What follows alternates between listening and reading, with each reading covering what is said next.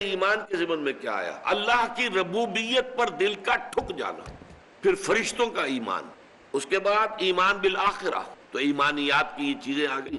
عمل صالح کے ضمن میں ایک بہت جامع اصطلاح یہ استقامت، جو بات کہی ہے اب اس بات کے تقاضوں کو پورا کرنا، ہر چیز بعد بات، اب ہو جو ہو سو ہو، یہ ہے استقامت۔ اس کے علاوہ دعوت جو تم دو گے اللہ تعالیٰ کی طرف، تو تمہارا اپنا عمل اگر درست نہیں ہوگا تو نہ صرف یہ کہ وہ دعوت غیر مؤثر ہو جائے گی، بلکہ وہ دعوت بدنام ہو جائے گی کہ دیکھو ہی نہیں کتنی اچھی باتوں کی دعوت دیتے ہیں، لیکن اپنا عمل ان کا دیکھیے۔ تو وَمَنْ أَحْسَنُ قَوْلًا مِّمَّنْ دَعَا إِلَى اللَّهِ وَعَمِلَ صَالِحًا۔ اس کے بعد اگر مخالفت ہے تو ادفع باللتی ہی احسن، تمہاری طرف سے مدافعت خوبصورت ترین انداز میں ہونی چاہیے۔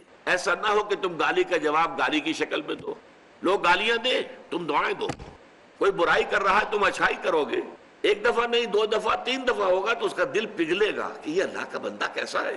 اس عمل کی تاثیر یہ ہوگی کہ آج جو تمہارا بدترین دشمن نظر آ رہا ہے وہی تمہارا نہایت گرم جوش حمایتی بن جائے گا۔ حرص قانی نیست بے دل ورنہ درکار حیات، آنچ ماں درکار داریم اکثرش درکار نیست۔ بڑا پیارا شعر کہا ہے بے دل نے، عبد القادر بے دل، مرزا عبد القادر بے دل، جن کے بارے میں مرزا غالب کہتے ہیں طرز بے دل میں ریختہ لکھنا بس عبداللہ خان قیامت ہے۔ اب آپ اندازہ کیجئے کہ جس شاعر کو مرزا غالب کہہ رہے ہیں وہ قیامت ہے، تو اس سے آپ کو اندازہ ہوگا وہ کتنا بڑا شاعر ہے۔ لیکن کس قدر پیارا شعر کہا ہے کہ جو حضرت اورنگزیب عالمگیر رحمت اللہ علیہ کو بہت پسند تھا، بہت پڑھتے رہتے تھے۔ حرص قانی نیست بے دل، اے بے دل یہ انسان کی حرص ہے، لالچ ہے، ہوس ہے جو قانے نہیں ہوتی، ورنہ درکار حیات، ورنہ زندگی گزارنے کے لیے آنچ ماں درکار داریم، ہم نے جن جن چیزوں کو لازمی سمجھ لیا ہے اکثرش درکار نیست، اس کی اکثریت جو ہے وہ واقعتاً ضروری نہیں ہے، اس کے بغیر بھی زندگی گزر جاتی ہے۔ زندگی یوں بھی گزر ہی جاتی کیوں تیرا رہا گزر یاد آیا، ہم نے جن چیزوں کو لازم سمجھ لیا وہ سب لازم نہیں ہے، وہ اضافی چیزیں بہت سی، اس میں آپ نے آسائشیں، تعیشات، نہ معلوم کن کن چیزوں کا اضافہ کیا ہے۔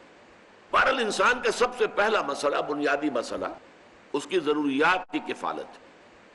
اب یہ کہاں سے ہو رہی ہے؟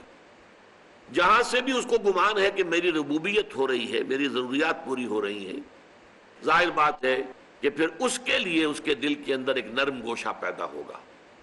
اس کے لیے جیسا کہ ہم دیکھ چکے ہیں سورہ لقمان کے دوسرے رکوع میں، اس کے جذبہ تشکر پیدا ہوگا۔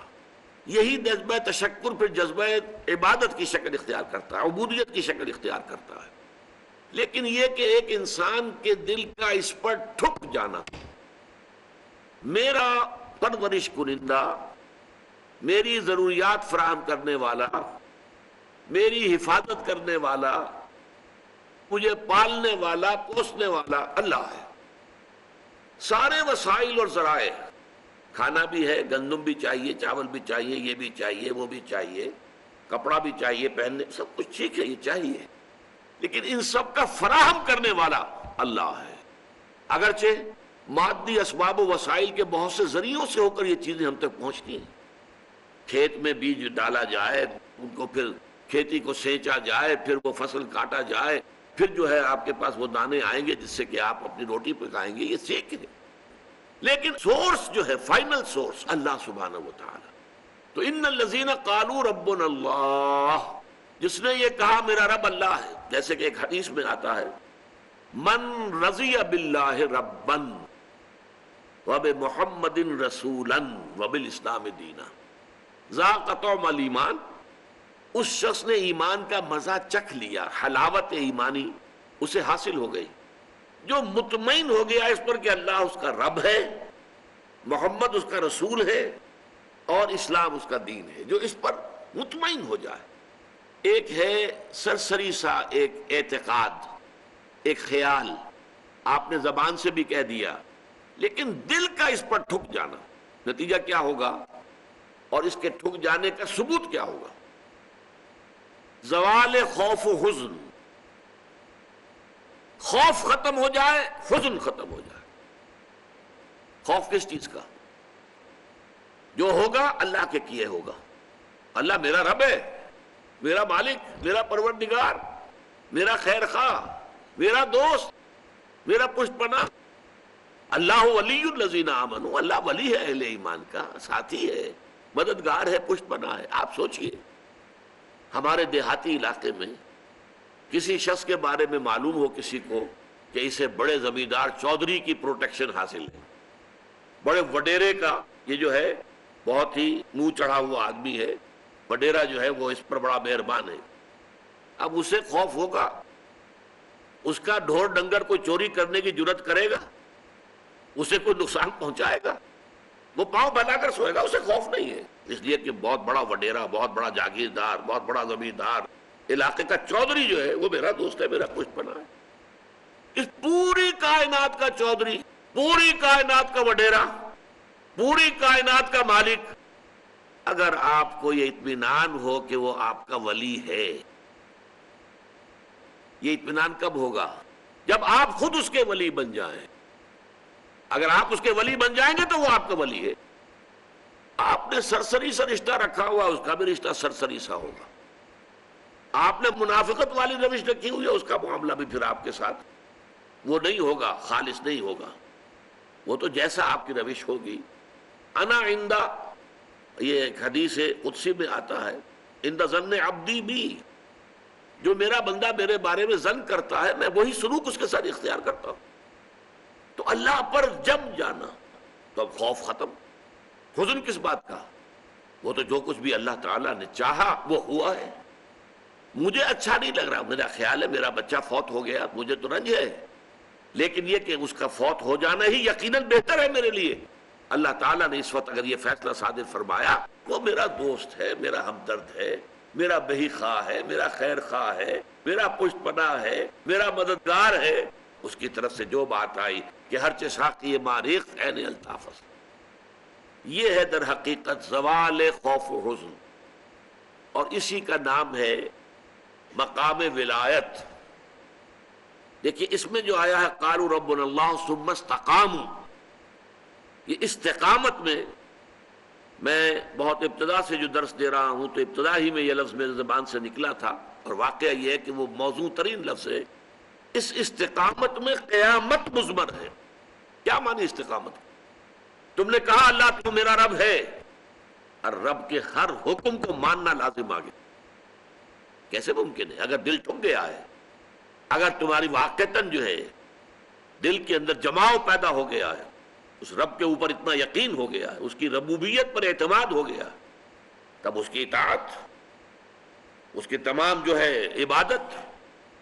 اچھا رب کے اوپر اعتماد ہو گیا ہے تو بھروسہ اسی پر، اللہ تتخذوا من دونی وکیلا، میرے سوا کسی اور کو اپنا کارساز نہ سمجھنا، کارساز صرف اللہ، کارساز ماں بے فکر کار ماں، فکر ماں در کار ماں آزار ماں، اس قدر عمدہ چیزیں لوگوں نے کہی ہیں۔ میرا کارساز، کارساز کسے کہتے ہیں؟ کام بنانے والا، کارسازی، کام بنانے والا، میرا کارساز، میرے کام بنانے والا خود میرے کاموں کی فکر میں ہے، میرے کام بنانے کی فکر میں ہے، اور میں جب خود فکر کرتا ہوں اپنا کام بنانے کی تو غلطی کر بیٹھتا ہوں۔ اور فرمایا کارساز ماں بفکر کار ماں، جس سے غلطی کا صدور ہو ہی نہیں سکتا، وہ تو اللہ کی ذات ہے جس کا علم کامل، جس کی قدرت کامل۔ کارساز ماں بفکر کار ماں، فکر ماں در کار ماں، اپنے کام میں جب خود فکر کرتا ہوں، سوچتا ہوں، راستے نکالتا ہوں، اسکیمیں بناتا ہوں، آزار ماں، اس کے نتیجے میں آزار، اس کے نتیجے میں مشکلات، اپنے لیے جو ہے بے پناہ قسم کی پیچیدگیاں پیدا کر بیٹھتا ہوں۔ یہ ہے استقامت۔ ان الذین قالوا ربنا اللہ ثم استقاموا، یہ مقام ولایت ہے، اچھی طرح سمجھ لیجیے۔ 3 آیتیں یہ اس سورہ مبارکہ کی، اور 3 آیتیں سورہ یونس کی، وہ جو میں نے عرض کیا تھا 3 7 آیتوں کے خوبصورت پھول۔ اور یہ ہمارے ہاں جو ایک طبقہ کہلاتا ہے بریلوی طبقہ، ان کے ہاں یہ آیتیں جو ہے سورہ یونس کی بہت کثرت سے پڑھی جاتی۔ ایسا ہو گیا ہے ہمارا اصل میں معاملہ کہ مختلف فرقوں نے، مختلف مسلکوں نے اپنا اپنا حصہ جو ہے قرآن میں سے لے لیا ہے۔ کچھ آیتیں انہیں زیادہ جو ہے وہ، اب اہل حدیث کو تقریر کرے گا تو وہ تقریر کرے گا رسول کی اتباع پر اور اتباع سنت پر. اگر تم ان کنتم تحبون اللہ فاتبعونی یحببکم اللہ، وہ اس پر تقریر کرے گا. یہ بھی قرآن کی آیت ہے. اور جب کوئی بریلوی مکتب فکر کا آدمی تقریر کرے گا الا ان اولیاء اللہ لا خوف علیہم ولا هم یحزنون الذین آمنوا وکانوا یتقون لهم البشری فی الحیاۃ الدنیا والآخرہ لا تبدیل لکلمات اللہ ذلک هو الفوز العظیم. آگاہ ہو جاؤ کہ اللہ کے جو ولی ہیں، جو دوست ہیں، اولیاء اللہ، ان کے لیے نہ خوف ہے نہ حزن ہے. خوف کس بات کا؟ میں تجزیہ کر کے بتا چکا. ہوگا وہی جو میرا رب چاہے گا. کوئی شے نقصان نہیں پہنچا سکتی. لا حول ولا قوت الا باللہ. کوئی شے نہ آپ کو بھلائی پہنچا سکتی ہے نہ برائی پہنچا سکتی ہے. حدیث میں یہاں تک الفاظ آتے ہیں، حضور نے تلقین کیا ہے نوجوان صحابہ کو، اے میرے بچے یقین کر، اگر تمام انسان تل جائیں تمہیں کوئی نقصان پہنچانے پر، نہیں پہنچا سکتے مگر وہی کچھ جو اللہ نے لکھ دیا ہو. اور تمام انسان جمع ہو جائے تمہیں کوئی نفع پہنچانے پر، نہیں پہنچا سکتے مگر اتنا ہی یا ویسا ہی جیسا کہ اللہ نے لکھ دیا ہو. تو انسانوں سے کیا ڈرنا؟ نہ انسانوں سے کوئی توقع نہ امیدیں. اس کی امیدیں قلیل، اس کے مقاصد جلیل. انسانوں سے امید نہ رکھو، اللہ سے امید رکھو. ساری توقع اس سے رکھو، سارا بھروسہ اس پر رکھو، کسی اور پر توکل نہ ہو. یہ ہے در حقیقت مرتبہ ولایت، مقام ولایت. مشفق متعطف اللہ نور السماوات والارض، اللہ آسمانوں اور زمین کا نور ہے.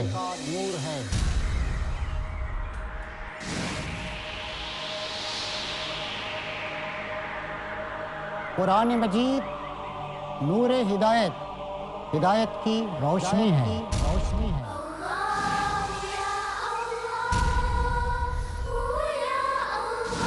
اس کا پڑھنا موجب ثواب، سمجھنا باعث ہدایت اور اس پر عمل وسیلہ نجات ہے.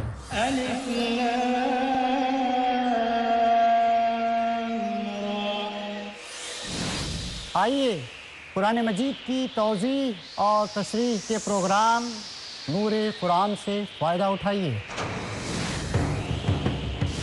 دیکھیے پیس ٹی وی اردو کا ایمان افروز programme Noor Quran.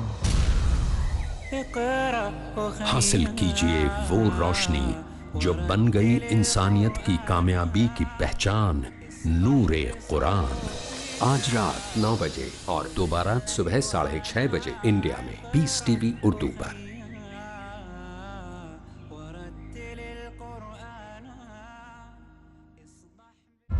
Fridays provide. In Britain, we are facing one big problem, that are you Muslim or British? The space to talk. In India, back home, they ask, are you a Muslim first or Indian first? And we Muslims should know how to reply, how to turn the tables over. The place to knock. Why Trinity cannot be regarded in that sense, Father, Son and Holy Spirit? The opportunity to ask. But even if we agree that what the Christians say, that he was crucified, so if Jesus Christ, peace be upon him, died for 3 days, who controlled the world? That means even God died? The freedom to unmask. So there are various ways which we can prove the argument to be wrong. Let's meet Dr. Zakir. ہر جمعہ رات 8 بجے اور دوبارہ صبح 10 بجے India میں Peace TV وی اردو پر. دن رات جو گزاریں اسلامی تربیت میں وہ کامیاب ہوں گے دنیا میں آخرت میں. قرآن حکیم کے حوالے سے ایک مسلمان کا طرز عمل کیا ہونا چاہیے؟ محمد عامر خان. قرآن حکیم اپنا تعارف کیا کرواتا ہے؟ وہ یہی تعارف ہے کہ یہ ہدایت کی کتاب ہے. اویس پاشا کرنی. اللہ سبحانہ و تعالیٰ نے ایک بات طے کر رکھی ہے کہ یہاں قوموں کے عروج و زوال کا قاعدہ یہ ہے، ہر قدم پہ رہنمائی، ہر موڑ پہ نگرانی، ہر لمحہ سرپرستی. کہ جو اس کتاب کو تھامے گا اسے عروج دیا جائے گا، جو اس کتاب کو چھوڑ دے گا اسے زوال سے دوچار کیا جائے گا. دنیا میں زندگی کو جائز اور مکمل طور پر جینے کے لیے اللہ نے اتارے بندوں کے لیے پیغامات، اسلام کے معاشرتی احکامات. آج رات 8:30 بجے اور دوبارہ دوپہر 12:30 بجے انڈیا میں پیس ٹی وی اردو پر۔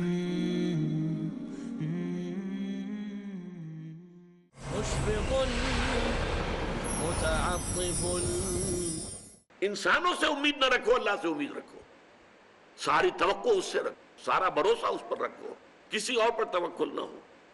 یہ ہے در حقیقت مرتبہ ولایت، مقام ولایت۔ اور اس میں جیسا کہ یہاں آیا، اب ان کے اوپر فرشتوں کا نزول ہوتا ہے۔ یہ فرشتے ہمیں محسوس نہیں ہوتے، لیکن یہ کیفیت جو بیان کی جا رہی ہے، اس کا احساس صاحب ایمان کو ہوتا ہے۔ وہ چاہے نظر نہ آئے فرشتے، اور فرشتوں کا قول چاہے ہم اپنے ان کانوں سے نہیں سنیں گے، فرشتوں کی بات سننے کے لیے دل کے کان ہیں۔ فرشتہ جو ہے وہ در حقیقت غیر مرئی ہے، وہ غیر مادی ہستی ہے، مادی نہیں ہے، وہ تو صرف نور پر مبنی ہے، نور سے بنا ہے اور نور ہے۔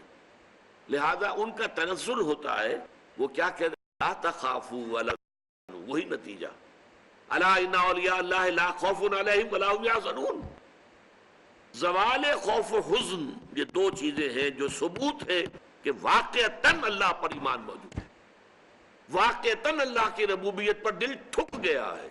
اگر دل پریشان ہے، یہ میرا نقصان کر دے گا، یہ مجھے تکلیف پہنچا دے گا، یہ میرا یہ کر دے گا، وہ میرا وہ کر دے گا، اس سے میری یہ بات بن جائے گی، وہ مجھے یہ فائدہ پہنچا سکتا، لیکن کہتا ہے دعویٰ یہ ہے کہ اللہ پر ایمان ہے میرا، تو یہ در حقیقت یہ دونوں چیزیں ایک دوسرے کی بالکل متضاد۔ توکل، توقع صرف اللہ کی ذات کے ساتھ، اللہ تخافوا ولا تحزنوا، نہ خوف کھاؤ نہ حزن سے دوچار ہو، وابشروا بالجنۃ التي كنتم توعدون، اور بشارتیں حاصل کرو، خوشیاں مناؤ اس جنت کی کہ جن کا تم سے وعدہ کیا جاتا تھا، اہل ایمان سے وعدے کیے گئے ہیں۔ نحن اولیاؤکم فی الحیات الدنیا وفی الآخرہ، ہم تمہارے ساتھی ہیں، مددگار ہیں، پشت پناہ ہیں، حمایتی ہیں، دنیا کی زندگی میں بھی آخرت میں بھی۔ یہ نوٹ کر لیجئے، یہ دنیا کی زندگی میں ایک چوسر کی جنگ ہے، جیسے چوسر کی سڑک ہوتی تھی، حق و باطل کی جنگ جاری ہے۔ حق و باطل کی ایک جنگ ہمارے اندر ہے، ایک طرف ہمارا نفس امارہ ہے جو برائی کی طرف ہمیں دھکیلتا ہے، ایک طرف ہمارے اندر روح ہے وَنَفَخْتُ فِيهِ مِن رُوحِي، وہ ہمیں خیر کی طرف، بھلائی کی طرف، بلندی کی طرف کھینچتی ہے۔ ایک کشاکش جو ہے ہمارے اندر ہے، کچھ کشاکش باہر چل رہی ہے۔ ہمارے اس نفس کو تقویت دینے کے لیے، اسے مشتعل کرنے کے لیے یہ شیاطین جن موجود ہیں۔ الذی یوسوس فی صدور الناس من الجنۃ والناس، جب قلب غافل ہوتا ہے اللہ کی یاد سے تو شیطان اپنی تھوتنی لگا دیتا ہے دل کے ساتھ اور پھونکے مارتا ہے اس کے اندر، مشتعل کرتا ہے۔ جو حیوانی جذبات ہیں، جو انسان کے سفلی جذبات ہیں، اڈ اور لبیڈو کے جو تقاضے ہیں، انہیں مشتعل کرتا ہے، ایکسائٹ کرتا ہے، تاکہ وہ مشتعل ہو کر اور وہ انسان کے جو ہے اس وقت ہوش اور حواس کے اوپر غالب آ جائے۔ اس کے مقابلے میں فرشتے ہیں غیر مرئی۔ فرشتے جو ہیں وہ ہمیں روحانی طور پر تقویت پہنچاتے ہیں۔ ہمارے اندر کا جو خیر ہے، جیسے کہ ہمارے اندر کا شر، نفسانیت، اس کو تقویت پہنچانے والے شیاطین جن باہر موجود ہیں جو نظر نہیں آتے۔ اسی طریقے سے ہمارے اندر کا خیر، روحانیت، اس روحانیت کو تقویت پہنچانے والے ملائکہ ہیں جو خارج میں موجود، وہ بھی نظر نہیں آتے، یہ بھی غیر مرئی، وہ بھی غیر مرئی۔ مرئی لوگوں کے اندر بھی جو انسان ہیں، خیر کی طرف بلانے والے بھی ہیں، شر کی طرف بلانے والے بھی ہیں۔ آپ کا دوست یہ بھی کہے گا چھوڑو میاں، کیا کس چکر میں پڑ گئے حلال حرام کے، دیکھو فائدہ ہوتا ہے اس کام کے اندر، جس کام میں فائدہ ہو وہ کرو، اللہ اللہ کر اللہ۔ یہ کیا حلال اور حرام اور صحیح اور غلط اور جائز اور ناجائز، وہ آپ کو شر کی ترغیب دے رہا ہے کہ نہیں دے رہا؟ اسی طرح کوئی آپ کا بھائی ایسا بھی ہو، اللہ کے بندے خیال کر، غلط کام مت کر، اس سے تھوڑا سا یہ کہ تجھے دنیا میں دولت مل جائے گی، اخروی زندگی برباد ہو جائے گی تیری، ایسے انسان بھی تو ہے نا آخر۔ تو لوگ جو ہے خارج میں، انسانوں میں بھی داعیان شر بھی ہے، داعیان خیر بھی، وہ تو ویزیبل ہے، مرئی ہے۔ غیر مرئی عالم میں جنات، شیاطین جن ہیں جو ہمارے نفسانی خواہشات اور تقاضوں کو بڑکاتے ہیں، اور ادھر ملائکہ ہیں جو ہمیں تھپکی دیتے ہیں، تم نے اچھا کام کیا ہے۔ اچھا کام کر کے جب مسرت ہوتی ہے، حضور نے فرمایا اذا سرت کا حسنتک وساءت کا سیئتک فانت مومن، دیکھو اگر تمہیں کوئی اچھا کام کر کے خوشی محسوس ہو اندر، اور برا کام کر کے کوئی دل کے اندر کوفت محسوس ہو، یہ میں کیا کر بیٹھا، یہ مجھے نہیں کرنا چاہیے تھا، فانت مومن، تو یہ ایمان کی علامت ہے. اذا سعت کا سیئتوں کا وسرت کا حسنتوں کا فانت مومن، بھلائی کر کے خوشی ہو، کوئی برائی ہو جائے تو افسوس ہو، رنج ہو، تو یہ گویا کہ ایمان کی علامت. تو فرشتے تھپکی بھی دیتے ہیں، حوصلہ بڑھاتے ہیں. قرآن مجید میں آیا ہے جنگ بدر میں، جنگ احد میں فرشتے آئے، انہوں نے مدد کی، اہل ایمان کے دلوں کو اور اہل ایمان کے قدموں کو جمایا. انثبت الذین آمنوا، جاؤ قدم جما دو اہل ایمان کے. تو اہل ایمان کے لیے فرشتے آئے. تو یہ فرشتوں کا نزول ہوتا ہے ان اولیاء اللہ، اللہ کے ساتھیوں کے بارے میں. اب یہ اولیاء اللہ سے آپ یہ نہ سمجھ لیجئے کہ وہ کوئی علیحدہ قسم کی نوع ہے یا کوئی علیحدہ جنس، انسانوں ہی میں ہوتے ہیں نا. تمام صحابہ اولیاء اللہ تھے، سب کے سب. اولیاء اللہ کا جو اعلیٰ ترین معیار ہے، کوئی ولی اللہ غیر صحابی ادنا سے ادنا صحابی کے پائے کو بھی نہیں پہنچ سکتا. یہ اچھی طرح نوٹ کر دیجیے، یہ ہمارا اہل سنت والجماعت کا پختہ عقیدہ ہے. کمتر سے کمتر صحابی جو ہے بڑے سے بڑے ولی سے بھی وہ افضل ہے، بڑے سے بڑے ولی سے افضل. تو اولیاء اللہ سے مراد یہی نہ لے لیجئے جو ہماری اپنی جو ووکیبلری ہے، ہماری بول چال میں صحابہ کرام تھے، وہ تو سب کے سبھی اللہ کے ولی تھے. ان کے لیے آتا ہے نحن اولیاؤکم فی الحیات الدنیا وفی الآخرہ، ہم تمہارے ولی ہیں، مددگار ہیں، پشت پناہ ہیں. جمے رہو، قدم تمہارے ڈگمگانے نہیں چاہیے. اور آخرت میں بھی، جنت میں تو ظاہر بات ہے کہ دوستی انہی سے ہوگی، وہی آئیں گے. یدخلون علیہم من کل باب، قرآن میں آتا ہے جنت کے ہر دروازے سے وہ داخل ہوں گے سلام کرتے ہوئے، سلام سلاما، سلام اور سلامتی کے پیغام دے کے آئیں گے. وَلَكُمْ فِيهَا مَا تَشْتَهِي أَنفُسُكُمْ وَلَكُمْ فِيهَا مَا تَدَّعُونَ. یہ ذرا اچھی طرح سمجھ لیجئے، لَكُمْ فِيهَا مَا تَشْتَهِي أَنفُسُكُمْ. دیکھیے ایک وہ چیزیں ہیں جن کی اشتہا، اشتہا کسے کہتے ہیں؟ بھوک کو کہہ دیتے ہیں، وہ اشتہا نہیں ہے بھائی، یعنی بھوک نہیں لگ رہی. اشتہا سے مراد ہے نفس، نفس کی ہر خواہش. اسی میں شہوت ہے، شہوت کا لفظ بھی تو اسی سے بنا ہے، مادہ تو وہی ہے. نفس کی خواہش جنسی خواہش بھی ہے، نفس کی خواہش جو ہے کھانے پینے کی بھی ہے. اچھا، نفس کی خواہش ہے کہ لذت کی بھی ہے. ایک تو یہ کہ کھانا جیسا بھی مل گیا، روکھا سوکھا پیٹ بھر لیا. ایک یہ کہ بڑا لذیذ کھانا ملا، بہت عمدہ کھانا ملا، بہت اعلیٰ آپ نے ڈنر کھایا ہے، کئی کورسز کا ڈنر کھایا. تو کھانے میں زمین و آسمان کا فرق ہوگا.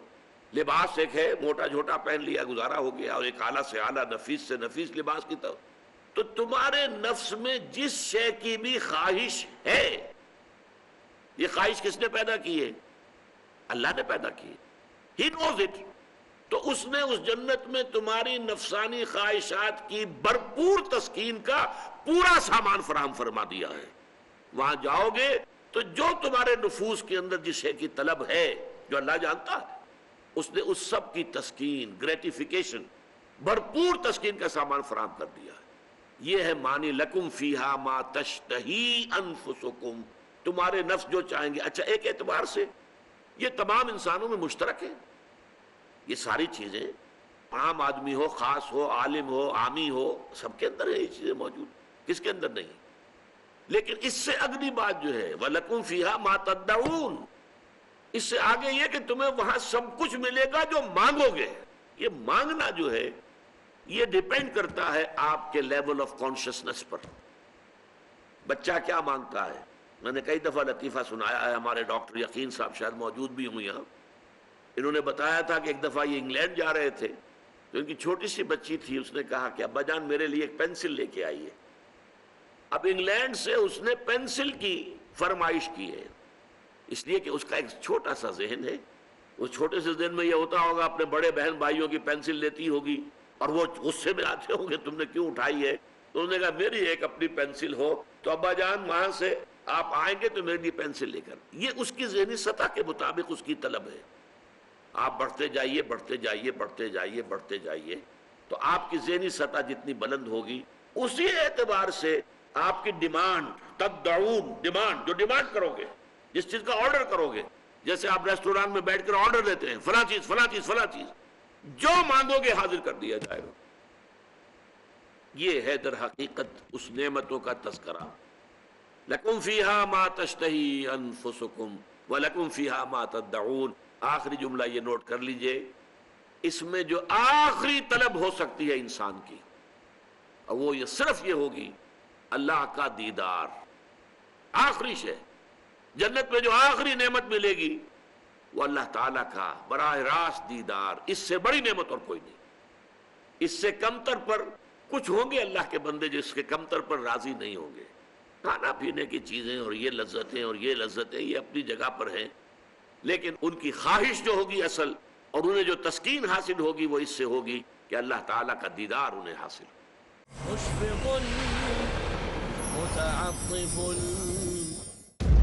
فہم کے ساتھ میں جو لوگ ہی قرآن پڑھتے ہیں وہ اپنی زندگی و آخرت کو سنوارتے ہیں. جو شخص بھی قرآن سے جڑ جائے گا وہ عظیم ہو جائے گا اللہ کی نگاہوں. تفسیر، معنی، ترجمہ. ہم میں سے کتنے لوگ ہیں جنہوں نے قرآن حکیم کا ترجمہ بھی ہماری اپنی زبان میں سمجھنے کی کوشش کی؟ قرآن کا صحیح فہم. کہ اللہ رب العالمین ہم سے کیا چاہتا ہے، میرے رب نے مجھے کیا حکم دیا. ضروری ہے قرآنی آیات کی سمجھ اور اس کو سمجھنے کی کوشش کریں اور اس پر عمل کرنے کی کوشش کریں اور اس کے پیغام کو انسانیت تک پہنچانے کی کوشش کریں تاکہ مستحکم ہو ایمان. یہ قرآن ایمان کو بڑھاتا ہے اور انسان جتنا اللہ کی نعمتوں پر، نشانیوں پر، قدرتوں پر غور کرتا ہے اتنا اس کا ایمان بڑھتا ہے. شجاع الدین شیخ کے ساتھ جانتے ہیں فہم قرآن، آج شام 4:30 بجے اور دوبارہ رات 2 بجے انڈیا میں پیس ٹی وی اردو پر.